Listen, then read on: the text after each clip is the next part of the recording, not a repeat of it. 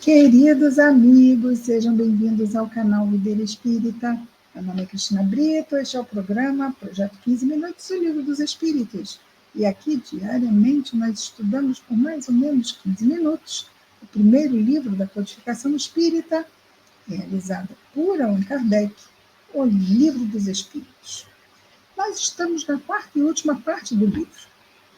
Esperanças e Consolações é o seu título. Tem 2 capítulos, nós estamos no primeiro, que trata das penas e gozos terrestres. Penas e gozos que temos aqui como encarnados. E nós vamos hoje dar continuidade na questão 952A. Mas como a 952A decorre da 952, relembremos. Na 952, Kardec perguntou sobre aquele homem, aquele espírito encarnado, que acabou desgastando as suas energias nos vícios, mas esses vícios foram, vamos dizer assim, a história desta pessoa com esses vícios, esse vício acabou se tornando uma necessidade para essa pessoa. Então, mesmo assim, sendo uma necessidade, pode ser considerado um suicídio, já que não conseguiu se livrar do vício devido a essa importância que ele passou a ter na sua vida? Aliás, o vício tem mesmo importância, senão não seria um vício, né? E a resposta dos espíritos diz que é um suicídio moral. Quer dizer, primeiramente moral, porque a pessoa desiste do poder que tem como ser humano, seu poder transformador. Tudo posso naquele que me fortalece, não é uma frase de efeito, não é? Mas exige, é muito difícil. Daí ele diz que primeiro, né, é um suicídio moral. Não compreendeis que neste caso o homem é duplamente culpado? Há nele falta de coragem, uma animalidade, como se ele não fosse capaz de recorrer às instâncias superiores do ser, ao seu pensamento, à sua ligação com o alto, e além disso, o esquecimento de Deus. E agora vamos para a 952A, que Kardec pergunta: será mais ou menos culpado do que aquele que tira a própria vida por desespero? Então, será esta pessoa que os espíritos dizem que sim, é um suicídio duplamente agravado, não é? Já que é moral e físico? E a Kardec pergunta se seria mais ou menos culpado do que aquele que tira a própria vida. Ou seja, seria a mesma coisa? Seria mais ou menos a mesma coisa? Tirar a vida por desespero ou através de um vício? Resposta: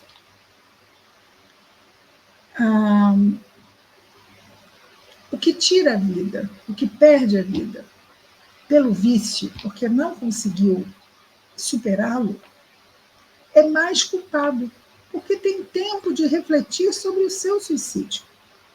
Uma vez eu conheci uma pessoa que dizia assim: eu sei que eu vou morrer pelo cigarro, mas eu não consigo largar. Eu sei que ele vai ser o motivo da minha morte. Quer dizer, essa pessoa praticamente é um crime premeditado. Ela sabe, está indo, mesmo sabendo. É claro que todos sabem, mas ela tinha uma consciência que ela chegava ao nível de verbalizar isto. É mais culpado porque tem tempo de refletir sobre o seu suicídio. Naquele que o faz instantaneamente, ou seja, por desespero, um ato de impulso, num momento de desespero, há, por vezes, uma espécie de desvario. A pessoa sai de si. Que tem alguma coisa de loucura. O outro será muito mais punido.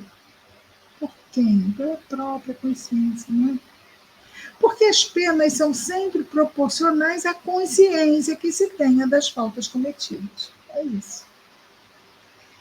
953, pergunta Allan Kardec: quando uma pessoa vê diante de si uma morte inevitável e terrível, será culpada se abreviar por alguns instantes os seus sofrimentos, apressando voluntariamente a morte? Resposta: sempre se é culpado por não aguardar o tempo fixado por Deus para a existência. Aliás, quem poderá estar certo de que esse termo tenha chegado, apesar das aparências? E de que um socorro inesperado não venha no último momento, no último instante, não apareça um socorro inesperado. Quem poderá afirmar? 953A, pergunta Kardec. Compreende-se que nas circunstâncias habituais o suicídio seja condenável, mas figuramos o caso em que a morte é inevitável e em que a vida só é abreviada por alguns instantes. Aqui o caso, né? Ele tinha dito na questão anterior. Então, essa é a 953A, ou seja, decorre dessa anterior.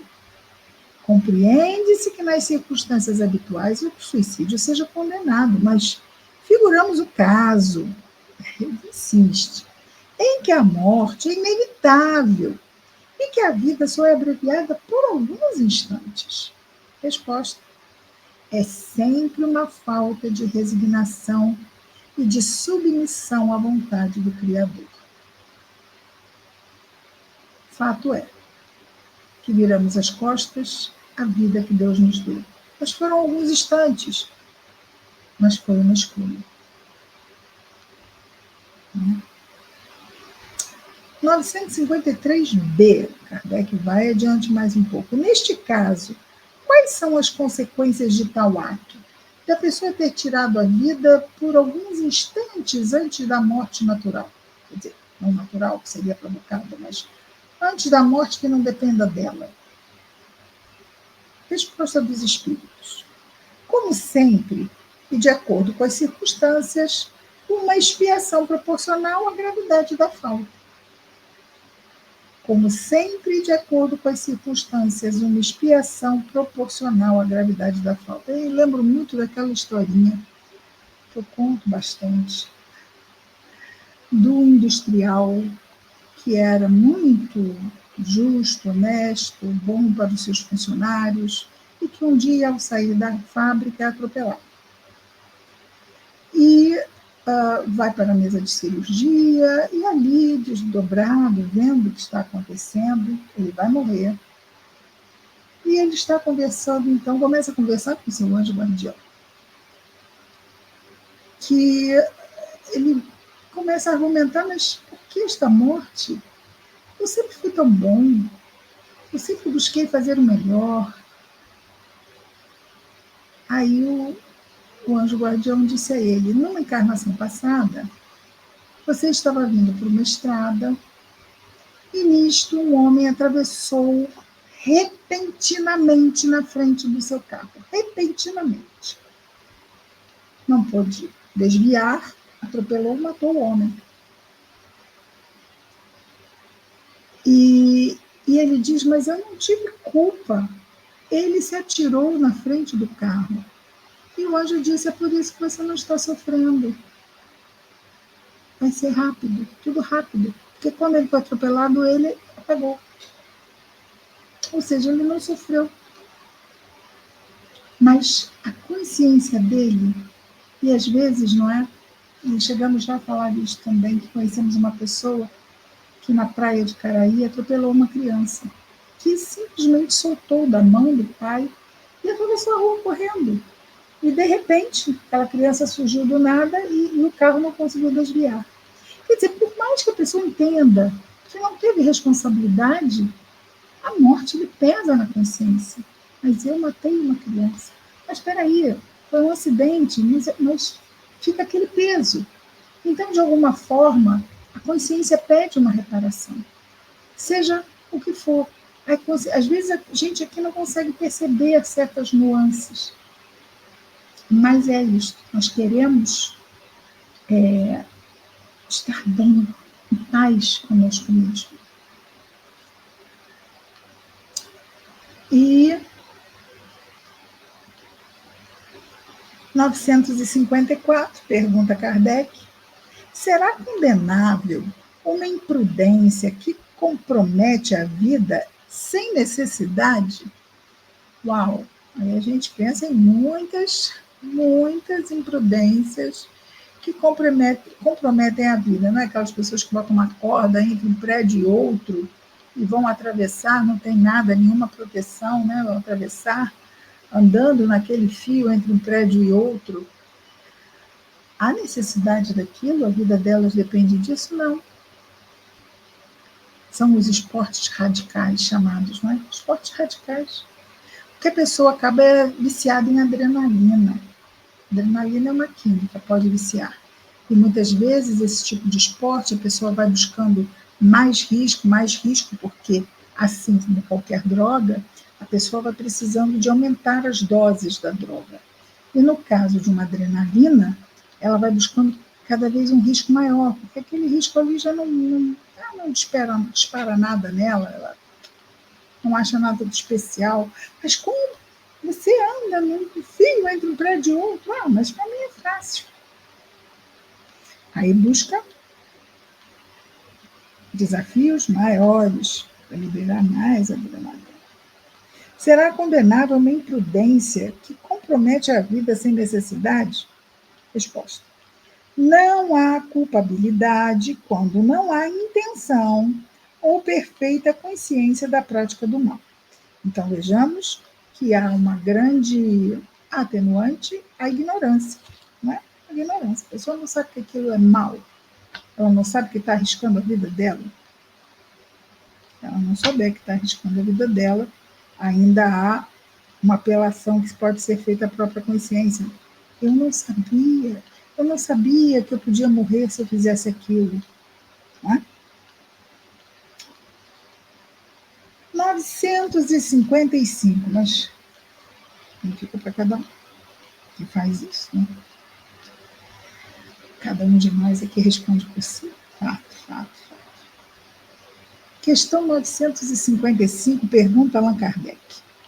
As mulheres que em certos países se queimam voluntariamente sobre os corpos dos maridos, isso acontecia na Índia.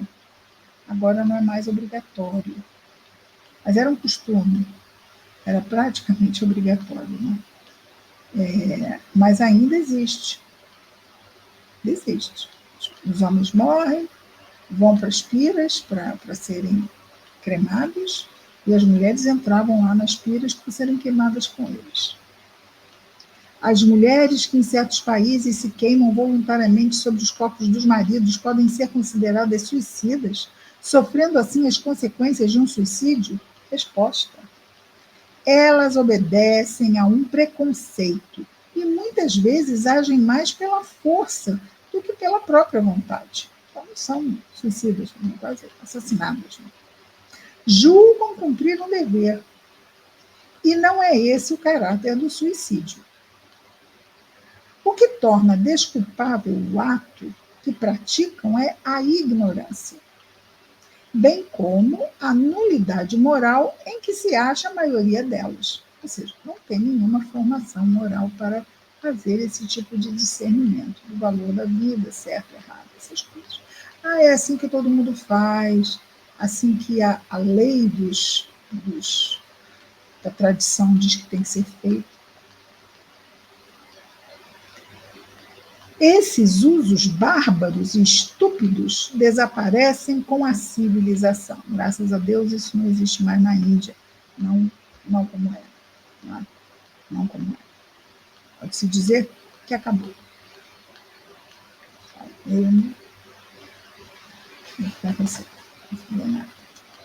Mas não existe mais essa tradição. Que bom. Hoje vamos ficar por aqui, amanhã, hoje fomos até a 955.